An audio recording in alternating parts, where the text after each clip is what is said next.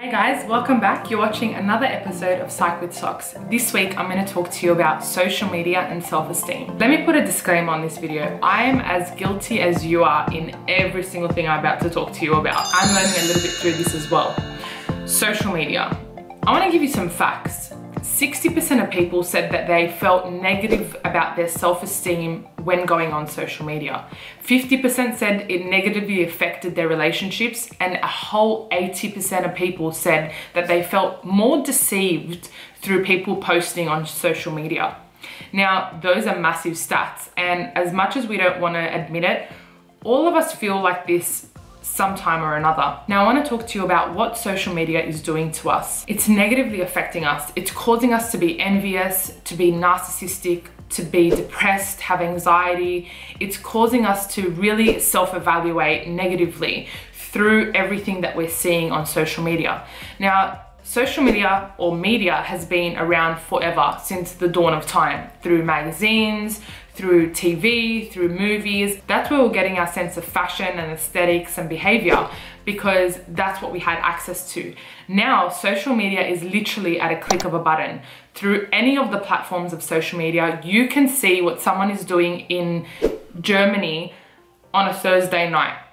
We are so connected, but we are so unconnected when it comes to real life situations. And I think the more we spend time on social media, the poorer our social skills are becoming when we're interacting in real life. And we think that being on social media and connecting with these thousands and hundreds of thousands of people commenting, "Oh my God, you look so hot, babe," is a connection.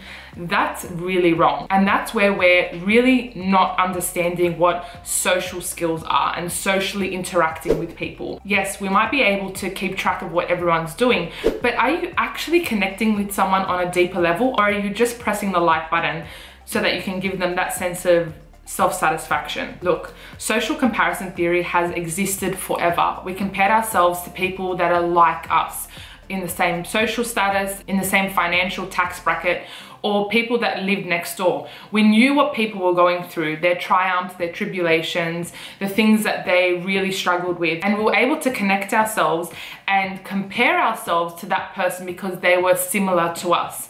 But now, on such a larger scale, we're comparing ourselves to people we don't even know.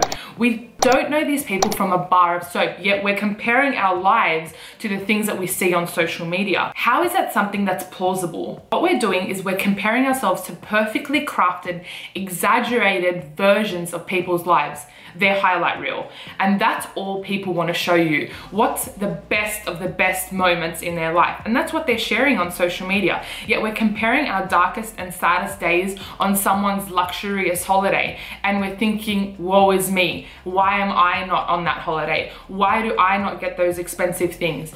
Stop comparing yourselves to people's highlight reel. Take people's posts with a grain of salt. This is the experience they want you to see, not what the experience actually was. Well, that's most of the time anyway. People craft their posts to look 100% amazing. It's not like we're gonna post us blowing our nose and having the flu for the last 2 weeks with our hair all disheveled and our eyes droopy. Those are the things that we're not posting, and everyone goes through them regardless of who you are and what your status is on social media. It's unfair to judge our real life based on people's highlight reel. These are the things that people want you to see. It's not as perfect as it seems. You think that perfect couple in that perfect relationship that posts perfect photos on perfect vacations is perfect? It's far from it. For every Mykonos trip, Celine bag, or Mercedes post, there's 1,000 real life situations of people living in their mum's basement, having noodles for lunch, or having a near-death experience that isn't posted on social media. So you can't compare your life to people's shitty events, right? It's hard to go through things in real life when you're having a bad day and you jump on social media in a click and you see people living their best life. That sucks. Social media has created this FOMO effect, this incessant need to be connected or related to people and trending topics. We can't possibly miss that music festival, or I can't possibly not have the new Gucci bag.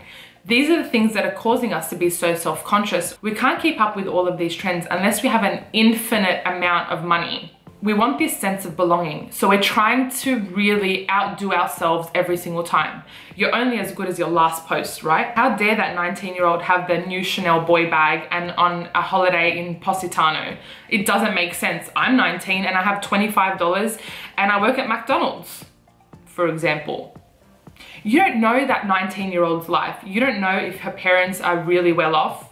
She has a boyfriend that sells ice cream, or she's doing really well for herself in an entrepreneurial position as a blogger. We don't know the depth of someone's life, and we can't judge people's lives merely on their last post. There's this vanity validation. We're seeking reassurance continuously on social media. That next like, that next comment, what post can I put up that's gonna get 100 likes in 10 seconds? Social media has made us into vanity monsters. We want that perfect shot. We want those amazing holidays and those new bags and the nice car and the nice restaurants and all of those things. But in reality, how are we going to keep up with this trend? I want you to be truer to yourself. It's becoming depressing that we're comparing our social media lives to our actual lives, and that's to ourselves, not even on other people. I've posted up this photo that looks amazing, but I don't really look like that I've used 5 Photoshop apps to get that way. We're making this sense of negative self-evaluation. Stop judging yourself on the things that people curate for Instagram. It's not real life. It's making us self-conscious about our financial status, about our appearance, about the people that we interact with. It's making us so self-evaluating negatively on every aspect of our lives. That girl that you've been looking at for the last 20 minutes that has a Coke bottle body may not have got it from training every day and being on a diet. She may have visited a plastic surgeon. She may have used Facetune. We don't know. So stop obsessing over these images that you don't even know if they're real or not. There are that many apps available that can take you from a 5 to a 12 in 3 minutes. These models that you're looking at, or these Instagram models, aren't as perfect as you think they are. So stop comparing your body to theirs. Stop comparing your aesthetic, your financial status, your social network to theirs. What I love about the last few years is that we've been able to become more diverse. There's bodies of different shapes, colors, sizes, ethnicities, and we're being really acceptant of each other, or more so than we have been. And I feel like it should have been like this a long time ago, but I'm glad that we're on this path now. And people are a lot more accepting of each other and really supporting each other, and I love to see that. If you're emotionally insecure about yourself and you feel like Instagram or Facebook or Twitter or any of the social media platforms is causing you distress, then log off. Give yourself a break, have a detox, get yourself away from this vanity obsession and allow yourself to reevaluate you and what you're about and what you love about yourself. Now, emotionally secure people don't struggle as much with this situation. I feel like I've worked a lot on my emotional stability. I feel like I'm quite emotionally secure, and it's taken me a long time to work on that. But the things that I see and I'm inspired by on Instagram or Facebook, I find aspirations from. So if I'm in bed and my alarm goes off at 6 o'clock in the morning and it's time for the gym and I can't be bothered, I'll jump on Instagram and scroll through my feed. There's like 15 really, really good looking girls that have just smashed the workout, and I feel like I want to get up and do my gym session too. I'm not going to sit around in bed snoozing my button, because these girls are out here and getting fit, and that's what I want to do. So those things inspire me. They don't make me feel like, oh, why can't I be like this, or why isn't my body looking like this? It makes me want to get up and smash that workout, because that's what motivates me. I want you to find inspiration from the things that you follow. Don't follow things that make you feel shitty about yourself. If you feel like accounts are unnecessary or really vain, unfollow them. Log off Facebook or Instagram or Pinterest or whatever it is that you go on for social media purposes. Have a detox. Do a 1 week no social media cleanse. I guess what message I want to portray in this video is social media is not your enemy.